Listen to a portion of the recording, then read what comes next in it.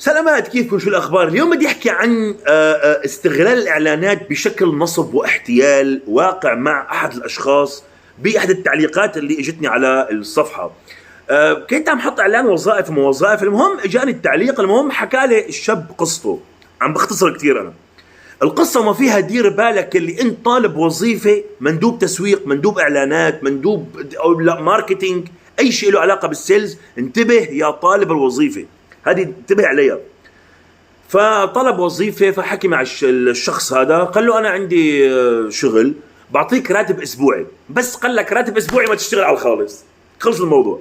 بس قال لك حط إعلان، يعني أنت حط إعلان وأنت قاعد بالبيت وأنا بعطيك راتب أسبوعي، ما تشتغل معه، ما تشتغل معه، انسى.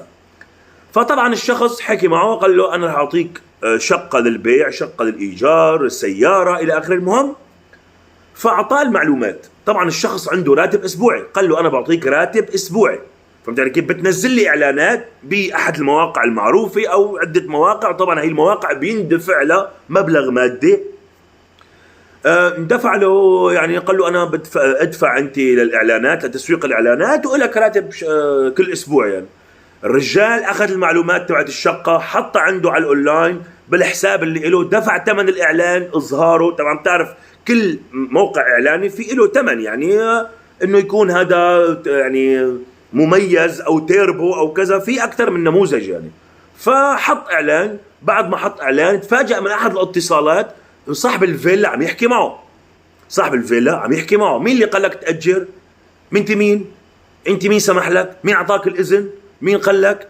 طبعا تفاجأ هذا الموظف هذا بانه يعني وين انا؟ قال له يا ابا، قال له شيل الاعلان، انا محاسبك قانونيا. طبعا تخيل انه هالشخص، انا حكيت عن استغلال الاعلانات من قبل، بس انك انت يا ايها المحتال او اللي مفكر حالك انك انت ذكي، انك انت توصل لمرحله تستغل الاعلان وصاحبه. يعني تستغل شخص طالب وظيفه وتدفعوا ثمن اعلان من جيبته كرمال توهمه انه في راتب اسبوعي، وهو ميت على الدرهم، وميت على الفلس. يعني معقول؟ يعني معقول انت وصلت لمرحله ما عندك لا ضمير ولا اخلاق ولا ذره كرامه، انك انت تستغل شخص طالب وظيفه ممكن يكون انت شلت تمويل الاعلان اللي مول لك اياه عشان يجيب لك الداتا بيس. اذا بدك داتا بيس احكي معي ابو الليل، احكي معي، قل لي انا يا ابو الليل بدي داتا بيس لشركتي. اما تستخدم شخص طالب وظيفه محروق دمه بهي الوظيفه لانك انت تجمع داتا بيس. طبعا هذا الشخص اللي طالب الوظيفه كل ما اجى وقت شخص بده يستاجر الفيلا او الشقه يعطيها لمين؟ لا اللي حكي معه انه على اساس يوظفه. ليش؟ انه على اساس انه هذا صاحب الفيلا يحكي معه هو يخلص يعني. وصاحب الفيلا اللي هو على اساس صاحب الفيلا انه انا بس صار في ديل بالفيلا او بالشقه، انا بحكي معك بتاخذ عمولتك وانت هيك راتبك ماشي يعني. طبعا هذا الشخص يعني دفع مبلغ، بس المبلغ اللي دفعه حق تمويل اعلان بما انه نصب واحتيال فهو كتير كبير.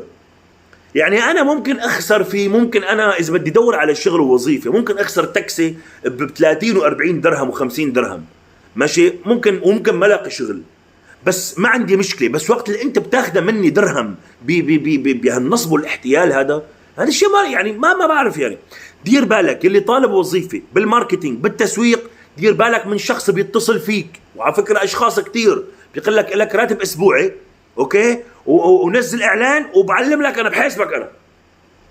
نعم، ابو الليل موجود لحتى يكشف هيك شخصيات وهيك ناس ما عندي لا مخافي من رب العالمين ولا عندي غير اكل الحرام مثل شربة المي. صارت اكل الحرام مثل شربة المي.